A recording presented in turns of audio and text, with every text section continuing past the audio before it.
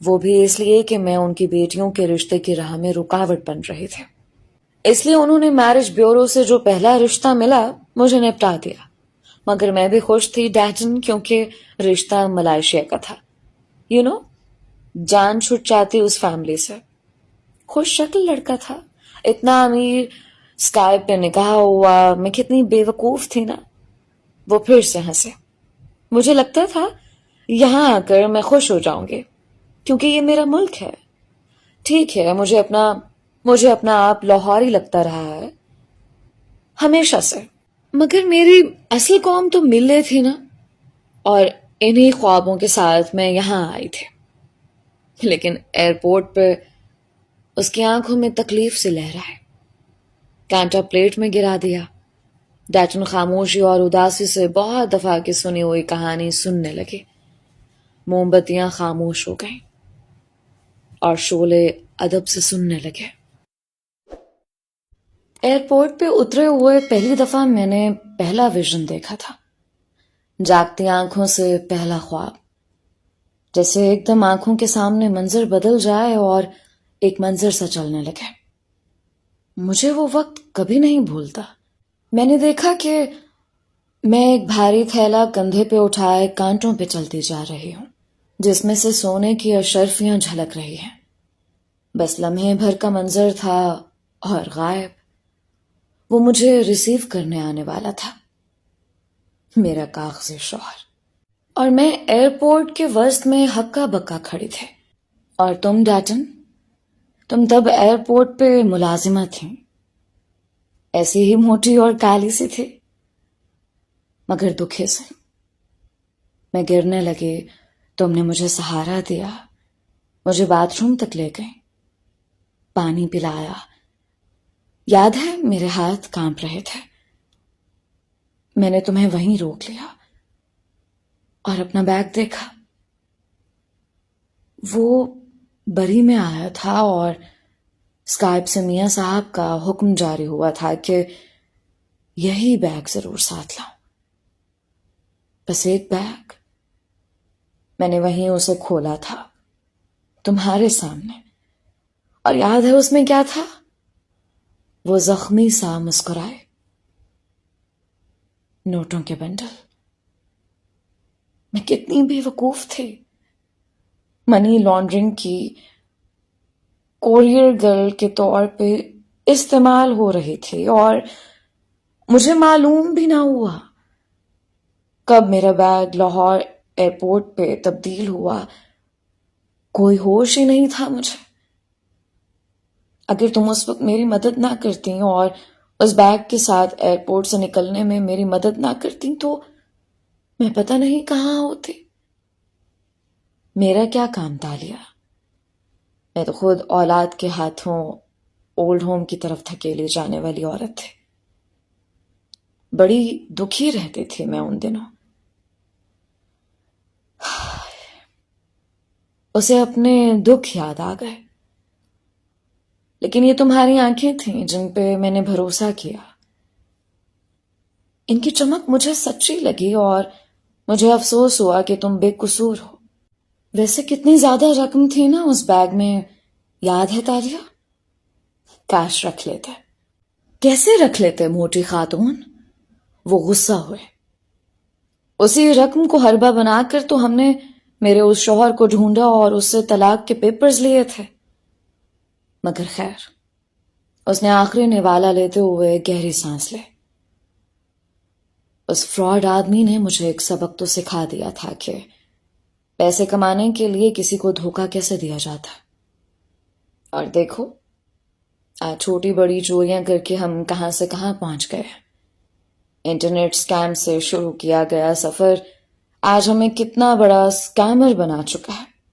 سکیمرز بنیادی طور پہ وہ لوگ ہوتے ہیں جو لوگوں کے لالچ کو ان کے خلاف استعمال کر کے ان سے مال لوٹ کر فرار ہو جاتے ہیں، اور عموماً ایسے کاموں کے کرنے کا لالچ دیتے ہیں جو قانونی نہیں ہوتے.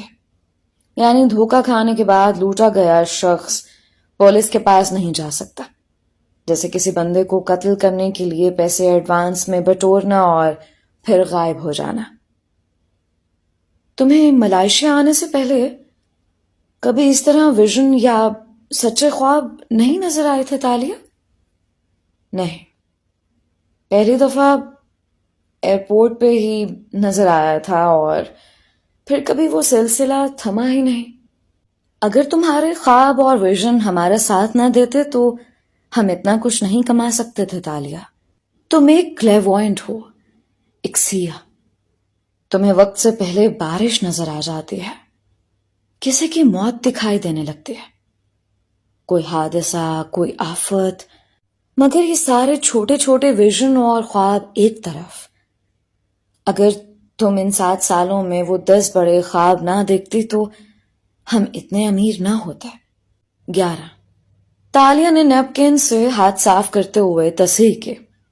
تنگو کامل کو اپنا لیپ ٹاپ اور زیورات لاکر سے نکالتے دیکھا تھا میں نے خواب میں، 3 ماہ پہلے، جس کے بعد ہم نے اس پہ کام کرنا شروع کیا تھا اور میں نے اس کے گھر ملازمت حاصل کی۔ اس کو ملا کے 11 خواب ہوئے جو میں نے دولت مندوں کی تجوریوں اور میوزیمز کے قیمتی پینٹنگز اور آرٹ ورک کے بارے میں دیکھے تھے۔ جیسے قسمت مجھے خود بتا دیتی ہے کہ تالیہ، فلاں کے لاکر میں یہ سب رکھا ہے، اسے چرا لو۔ اور 10 دفعہ ان کی مدد سے ہم نے کتنی دولت کمائے۔ اب دیکھو 11ویں دفعہ کامیاب ہوتے بھی ہیں یا نہیں۔ لیکن ڈیٹن، اس نے گہری آہ بھر کے چھت پہ لگی بتیوں کو دیکھ کے کہا، میں ایک بات سوچ رہی ہوں۔ کیا؟ میں اگلی دفعہ کوئی بڑی ہائسٹ کرنا چاہتی ہوں، کوئی لمبا ہاتھ، ایک آخری جاب جس سے کروڑوں کما لیں ہم، اور پھر میں اس کام کو چھوڑ دینا چاہتی ہوں۔ پچھلے 3 ماہ میں نے ایک سچی مگر بے وقوف لڑکی کا کردار ادا کیا، اپنے اصل نام کے ساتھ، مگر ان سب لوگوں سے اتنے اچھے الفاظ سن کر میرا دل چاہنے لگا کہ میں یہ کام چھوڑ دوں۔ ایک آخری فراڈ، ایک آخری چوری کے بعد وہ چھت پہ لٹکتے لیمپ کو دیکھتے ہوئے مسکرا کے بولی تھے۔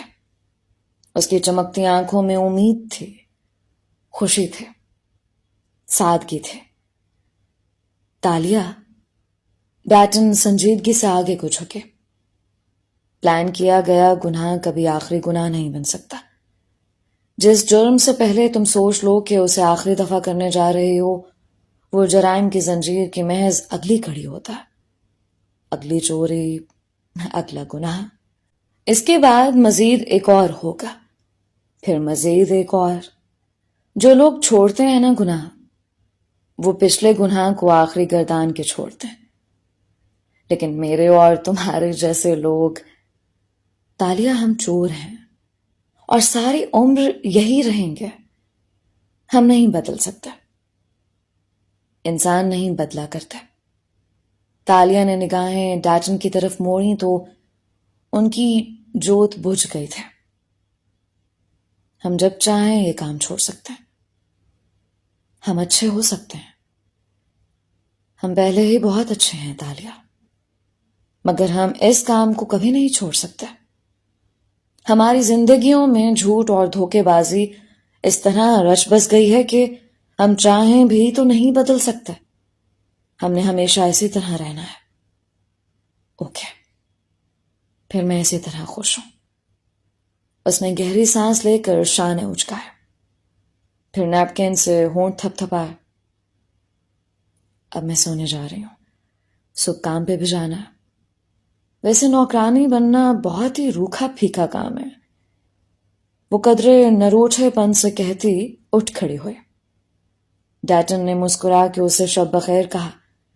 تالیہ جانے ہی لگی تھی کہ ٹھہرے، آنکھوں میں شرارت سے چمکے، لبوں کو مسکراہٹ نے چھوا۔ میں نے کل رات ایک خواب دیکھا۔ ڈیٹن نے اطمینان سے اسے دیکھا۔ کالونی میں کون مرنے والا ہے؟ کس کا کتا بھاگنے والا ہے؟ کون اپنی بیوی کو دھوکہ دینے والا ہے؟ نہیں، وہ نچلا لب دبا کے ذرا سی ہنسے۔ میں نے خود کو دیکھا، میں 2 دریاؤں کے درمیان کیچڑ میں کھڑی ہوں اور میرے سامنے ایک آدمی کھڑا ہے۔ وہ کہہ رہا ہے کہ اسے میری ضرورت ہے.